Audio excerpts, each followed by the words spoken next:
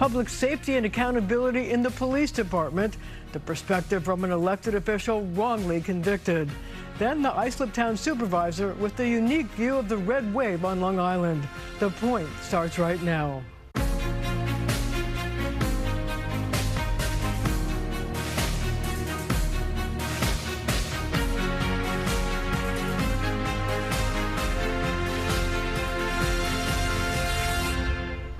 City Councilman Yusef Salaam, one of the exonerated 5, now has oversight of the NYPD as chair of the Public Safety Committee.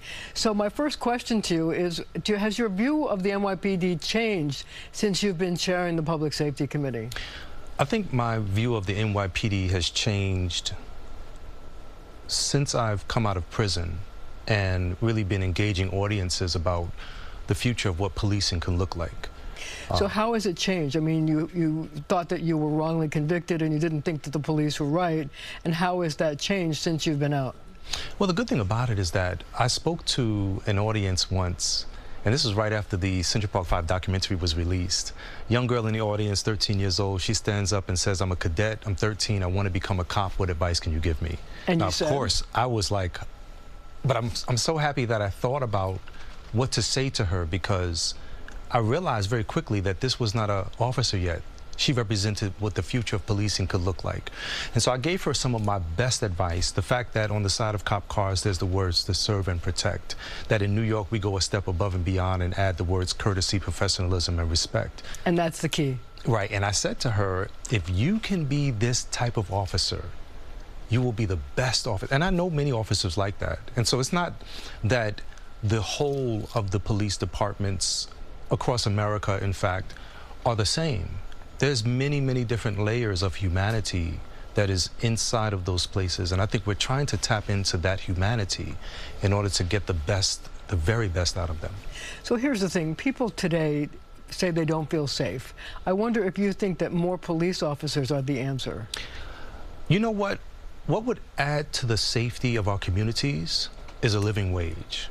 Because poverty is something that drives crime. When people's backs are against the wall, when they're in survival mode, often they do things that they wouldn't necessarily do.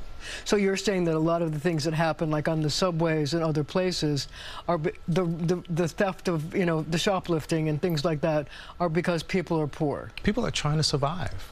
I mean, we live in a state right now, a city, in fact, that the cost of living for a single person is around $131,000 if you are keeping up with the times. Right.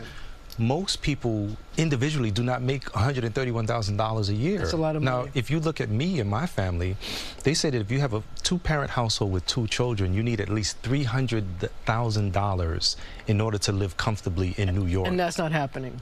I have 10 children. That is not happening anywhere across the board. But when you think about the fact that everything is going up, but our wages have not caught up with the times. So what should the city council be doing? What should businesses be doing? I know that we recently raised the wages for delivery people, but what about other people? I mean, should the city and the state be doing that as an anti-crime move as opposed to hiring more cops? I think absolutely. I think we have to work in tandem. I call it righteous collaboration. And when we do that, we get the opportunity to look at all sides, consider all the possibilities, and realize that when we're trying to solve for the immediate, it's about looking into the future and then working your way back towards this goal. In the meantime, we may need to shore up security. But at the same time, we also need to make sure, in fact, that, for instance, as we deal with the migrant crisis, that we also deal with the homelessness in America, in New York. We have to do them both. Well, you brought up subways. Do you think that we need more police officers on the subways to make people feel safe? The idea that people see police officers, not just, have those call buttons where you can call for help?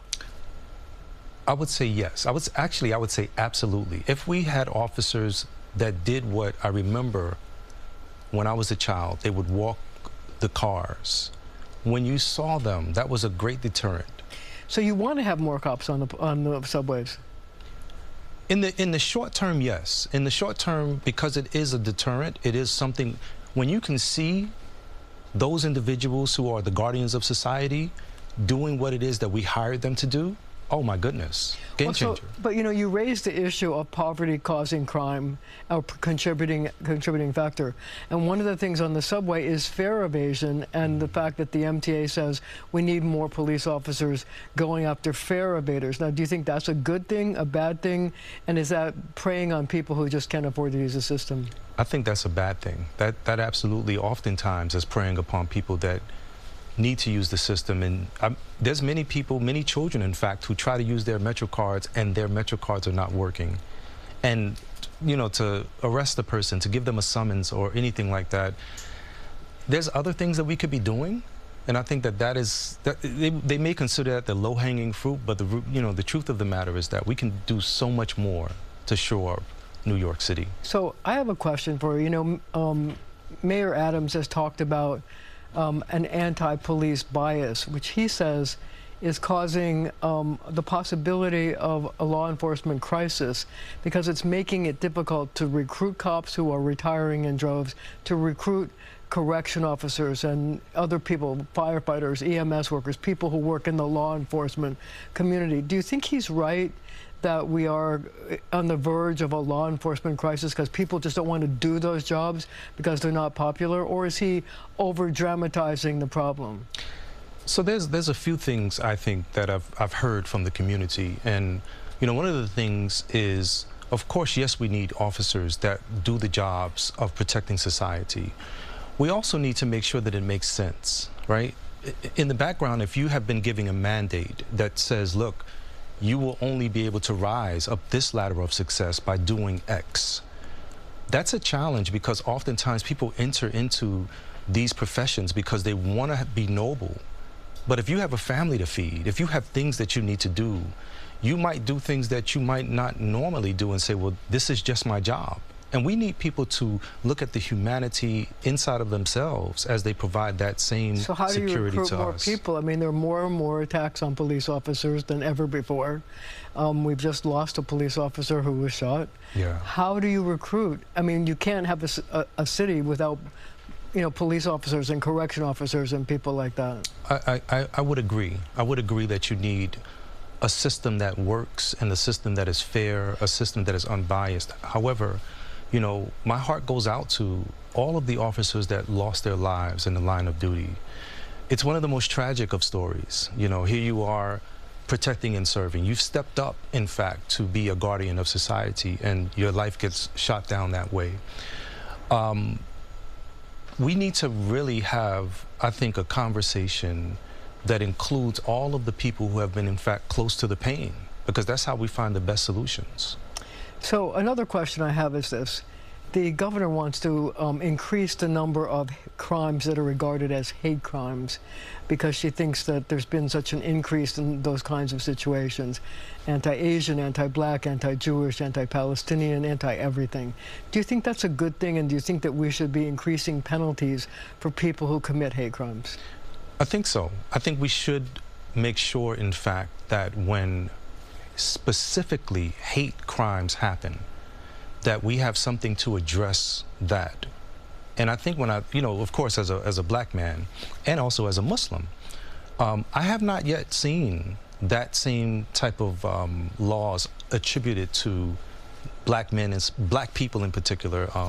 I know we're working there, we're getting there, but I think that really, it drives things, you know, because it causes people to say, uh-oh, I need to see this person. I cannot use my bias in order to trample upon their rights. I really should see and understand that they might be saying Allahu Akbar, and that means God is the greatest.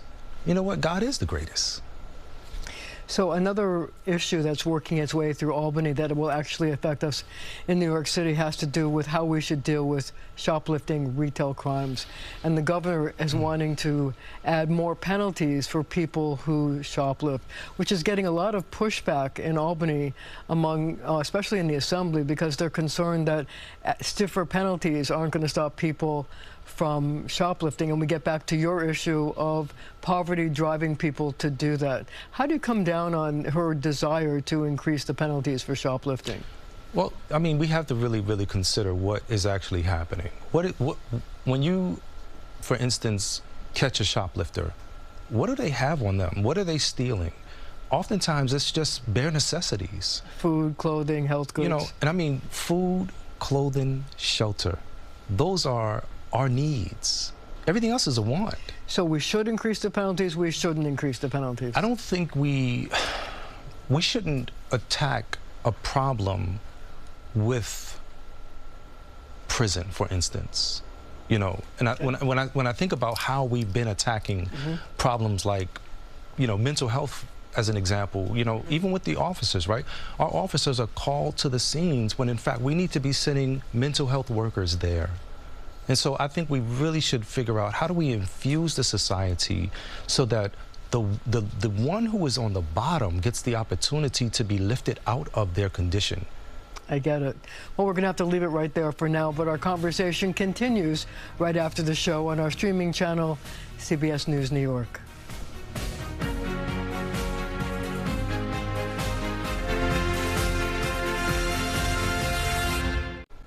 Angie Carpenter has been Islip Town Supervisor for almost a decade, giving her a bird's eye view of the red wave that has swept Long Island. Before we talk about the red wave, I want to talk to you about housing in Long Island. And I know that it's been an interesting road for Governor Hochul to trod, because Governor Hochul is trying to get housing around transit areas. And I wonder your view of developing housing alternatives around train stations and other places in Islip and Long Island. Well, in Islip, we are a textbook example of transit-oriented development. We just opened up, the developer, Bayshore? In Bayshore, right across the street from the railroad station, a bus stop right in front of the development, about a block or half a block from the downtown area, 2 blocks from the ferry, and an Uber ride away from the airport. So you don't get much more transit-oriented than that. So how did you do that? The governor has had a difficult time convincing localities to do that. There's been a lot of pushback in Albany, and she wasn't able to get a large consensus to do it, you know, citywide, statewide, Long Island-wide, any-wide. Well, and I wonder how you were able to see it as an option and to make it happen. Well, I think community engagement is very important, and I've told any developer that comes in with a project, especially if it's a substantial one like that, that you've got to reach out to the community, reach out to the chambers, to the civics, bring them in, you know, have them be a part of the process, get their input. And we did that with that project. We did that with another project on 87 acres in central Islip that is has been developed. In fact, it's being leased up now. And I've had those conversations with the governor. In fact, we invited her to come to Bayshore, and she actually stood in that development called Shoregate.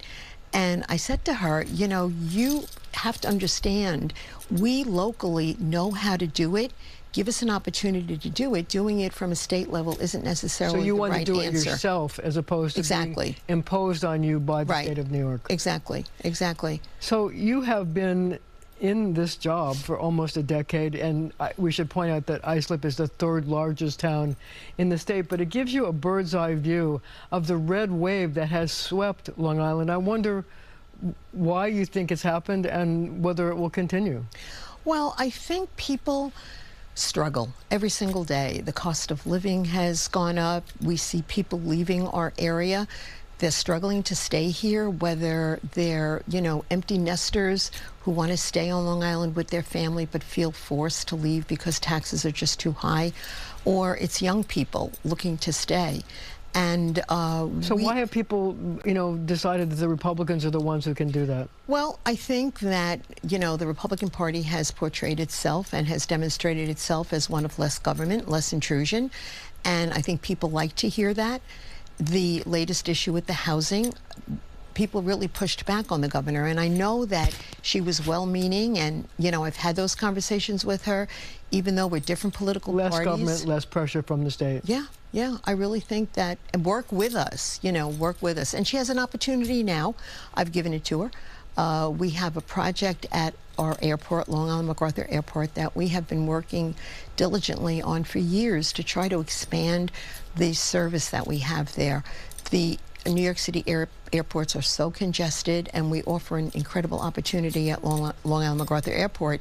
And there's a project on the books and is very near to starting if we get a commitment from the governor for some infrastructure funding. I've asked her for $150 million to help with the infrastructure necessary. It's Midway Crossing. It's a multi-billion-dollar project anchored by a life sciences center, the kinds of jobs. So basically you want to have more flights that would leave MacArthur, which would relieve the congestion Absolutely. At the other New York airports. Yeah, we've actually just yesterday, I had an opportunity to go into JetBlue headquarters and meet with some of the leadership team there and talk about the opportunities that we have at our airport. Would you have to extend the runways there? No. No. So the runways are fine? Everything is ready to go. We've got plenty of ticket counter space. We have plenty of So what's the $150 million well, for? For the Midway Crossing project, which again is a multi-billion-dollar project that not only provides a tremendous amount of construction jobs, but sustainable long-term jobs into the future. We're talking six-figure jobs. It is anchored by a life sciences center, convention center, hotel, a massive project, but it's going to need infrastructure investment. So that's $150 million to help start with the roads that have to be constructed or reconstructed, grade crossing, upgrades, etc. So let's talk politics for a minute. Long Island has a number of freshman Republican congressmen who want to keep their jobs in November, and they're going to be under intense scrutiny and attack by Democrats who want to stop them from going back to Washington. What are going to be the key issues? And, you know, the Democrats are trying to paint them as anti-abortion. And is that going to be a key factor in whether they can keep hold on their positions? Well, first of all, as a woman, and I'm sure you can relate to it, I don't think that belongs being an issue in government, you know. But it's going to be. It shouldn't be. It shouldn't be. And I think Trump, and I'm not a big rah-rah Trump supporter, don't get me wrong, you know, but he was right to say that belongs with the states. That is not something that should be debated on a national level. So you don't think so in other words, the candidates who are going to run, the Republicans who are now in office, you don't think that they should rise to the bait that the Democrats are going to throw at them of saying that they're anti-abortion? Absolutely. I think that's a very fair statement. They shouldn't rise to that bait. They should run on their records. They should run on their records of being responsive to the people that they represent in their districts. They're all running for re-election. We have Andrew Garbarino, Congressman Garbarino, Esposito, LaLota. They have all proven that they're working for the people. And I think the thing that the Democrats are really struggling with is the fact that they've got someone in the White House who really isn't doing what he should be doing. The economy is bad. You know, the cost of a loaf of bread, and people are seeing it. They're seeing it, and they're realizing it's coming. The trickle down from Washington is affecting everyone from, you know, just going to the supermarket. So I think that's what the Democrats should be concerned about. So we only have about 30 seconds left, but so you think that inflation and the high cost of living under the Democrats is going to be a key issue in the November elections? Absolutely, absolutely. It's all about the money, and it's all about the fact that people are struggling to make ends meet, struggling to stay here. The state of New York has lost a lot of population. We've been pretty solid, you know, on the island. And I think it's because of the governance that the Republican townships have shown: Brookhaven, Hempstead, Smithtown, and of course Islip. We have to get in a plug for Islip. Absolutely. And on that note, we're going to have to leave it there for right now, but we'll be right back.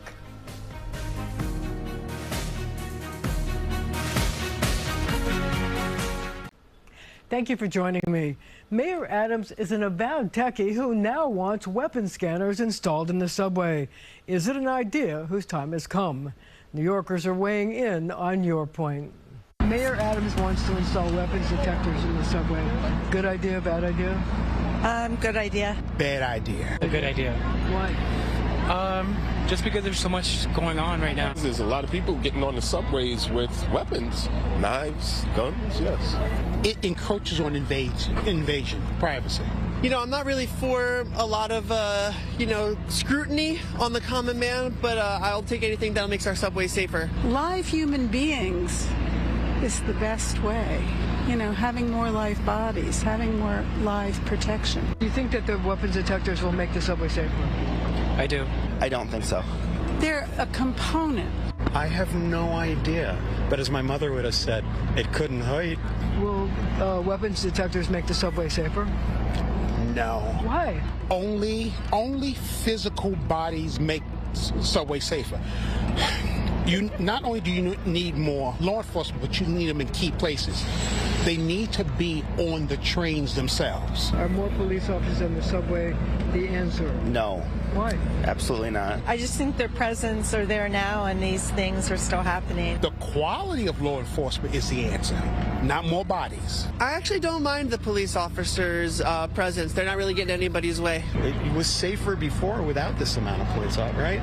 Is it possible to solve the safety issue on the subways? To solve it, I mean, if you ask me, the safety issue has less to do with what's happening on the subway and more has to do with the way we treat unhoused and low-income people in the city at large. I think it's dealing with mental illness and finding places for those. I think most of the lack of safety is about that. I think it's possible, but I think it's going to take a lot of work, a lot of different angles. So do you think it's possible to solve the subway safety problem? Yes, but it's got to be presence of human beings there who will actually be able to take action. I hope so. I love this city. You do too, right? I do. And I will not stop taking the subway. I travel with my gear on the subway, you know, and I have to believe, overall, I have to believe in the goodness of people. Do you think it's possible to solve the subway safety problem? I think there are steps that we can take as a society to take care of each other and be better to each other, and those are the ways that we're going to fix this.